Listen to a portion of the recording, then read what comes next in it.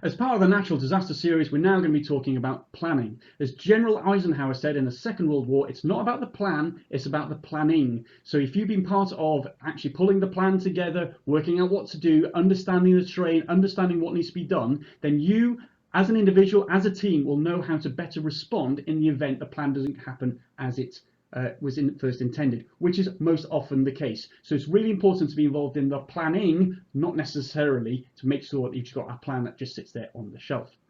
As always, if you've got any questions as we go through this session, just chuck them in the comments and I'll go through them as quickly as I can. Equally, if you've got questions later on, just chuck them in there and I'll get back to you straight away. So, natural disasters, why do they happen? So, natural disasters happen all over the world. Here's a random sample on a particular day, the type of natural disasters that happens, what's going on. I'll drill down into how you could potentially use this tool to your advantage. So the really important bit in terms of actions and what to do in terms of preparing for that is to plan before it happens, to know where help can be found, to know how to help yourself, and then to rehearse. And basically during this little session, we're just going to go through each of those. Okay, so let's take those 4 action points and drill into each one of them. So the first one, plan before it happens. Top tip here, register, monitor and understand what's happening within the Global Disaster Alert and Coordination System. This is a free tool. You do need to register on it though, but it's absolutely free. That gives up-to-date live information of all the natural disasters that's happening all over the world. It's a phenomenal resource. It's provided and funded through the United Nations and the EC, but it's a really good tool. What it can give you is what's happening where. What support is being pulled together? What information do you need to know? It can give you alerts and give you a heads up as to what's happening so that you can actually stay current as to what's going on. If a natural disaster is happening, you can also use it to try and understand where help and relief is going to be done, how it's being coordinated. Really, really useful resource. All you need to do is just to log onto here, register, and you can get that information straight away. Next top tip is to speak to locals. They really understand what's going on. They will know which river floods on a regular basis. They'll know where it's likely potentially for earthquakes or mudslides, or all those sort of things, where natural disasters have potentially happened in the past and where they could potentially happen in the future. Also, it's really important to either be part of the community plan or for you to incorporate the community's plan inside of yours, or to help a community to work out what to do in the event of a natural disaster. At the end, it's all about playing a team sport when it comes to natural disasters and looking after each other.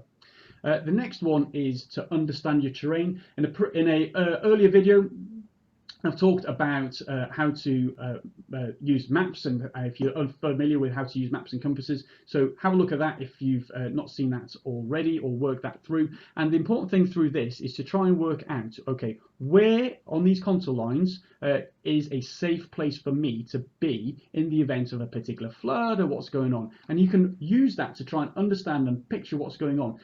These particular images, they were taken from Google Maps and Google Earth, right? You can drill down, you can put the contour setting on there, you can put the terrain setting on there, and then from that you can start to picture, oh, actually, do you know what? That's probably a really quite a good place to go. Or actually, do you know what? We were thinking about going down there, but you know what? I'm not entirely sure it is. And it starts minimizing the amount of places you need to start doing a recce. But recceing and working out where you need to go and actually seeing it before it happens is really, really important. Next, you need to understand your options. What if? What is your plan B? In the event something happens, remember earlier I was talking about, it's not about the plan, it's the planning. So who's changed in the team since the last time you went through putting together the natural disaster plan? What happens if you can't go down that road? What happens if the place that is an ideal place for shelter actually goes away in a mudslide or something like that? What if? So it's worth having multiple options of what's going on. As part of that, have a chat with what other people have planned as well.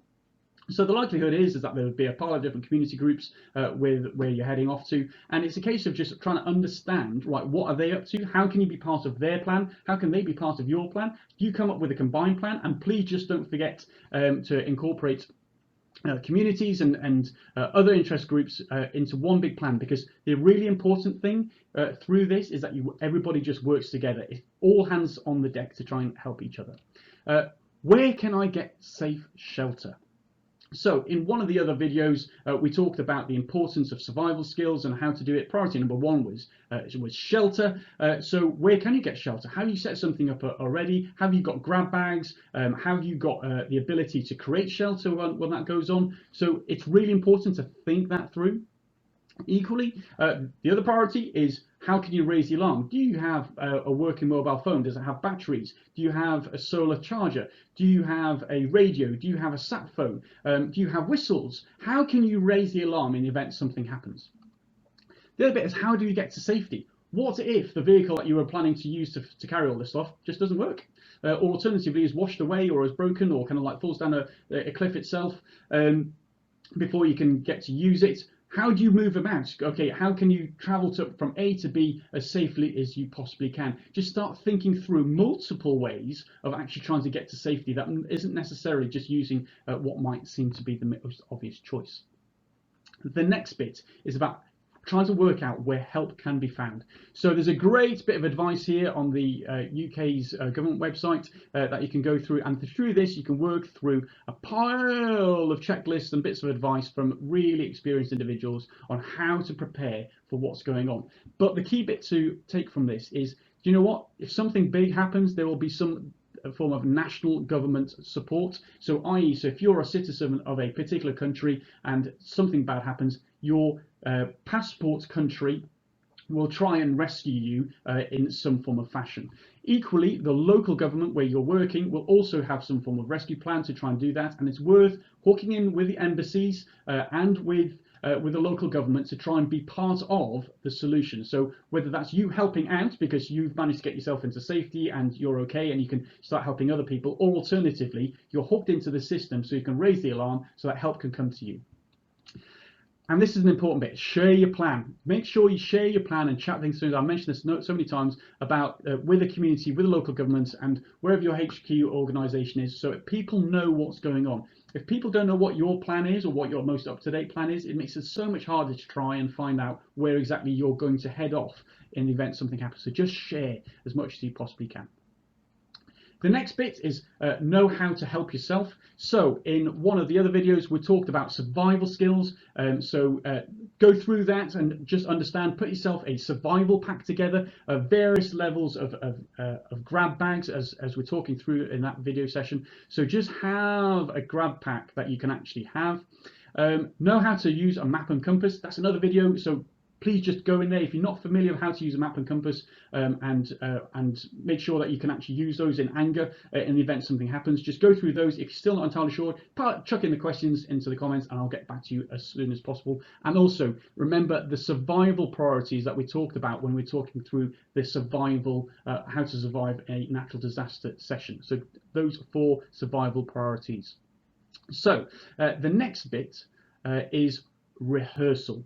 So it's so important to rehearse. So, you know, you can come back together a plan of that will potentially work. You work through to pile of so-offs, so what's. Now is the case of, right, okay, how will it actually work? Does everybody in the team know what to do? You might be scattered to the 4 winds when something bad happens, and everybody kind of needs to know what the plan is. So the only way you can do that is to rehearse for everybody within the mission and everybody in the local community that you're there to support. So, as ever, save you some writing notes, or if you want to go through this again later, the easiest way to do is click on subscribe. But that is the planning element of natural disasters. Hopefully that was useful to you.